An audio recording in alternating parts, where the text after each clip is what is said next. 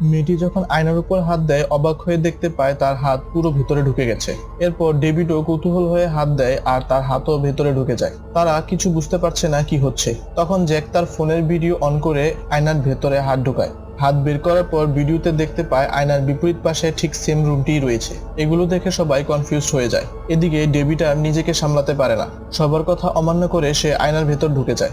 বিপরীত পাশে সে একটি খালি রুমে নিজেকে পায়, তাই সে রুম থেকে বের হয়ে আসে। ডেভিড সেখানে মিউজিকের এক শব্দ শুনতে পায়। মিউজিকের সন্ধান করতে গিয়ে সে দেখে সেখানে সে এবং তার বন্ধুরা মিলে বারবিকিউ পার্টি করছে। এটা দেখে সে অবাক হয়ে যায় আর তার ফোন বের করে ভিডিও করে নেয়। এরপর ডেভিড আয়না দিয়ে ফিরে আসে এবং তার বন্ধুদের জানায় বিপরীত পাশে তারা নিজেদেরকে দেখেছে 15 মিনিট ধরে বারবিকিউ পার্টি করতে। তখন জ্যাক বলে এটা কিভাবে সম্ভব, সে তো শুধু 5 সেকেন্ড ওখানে ছিল।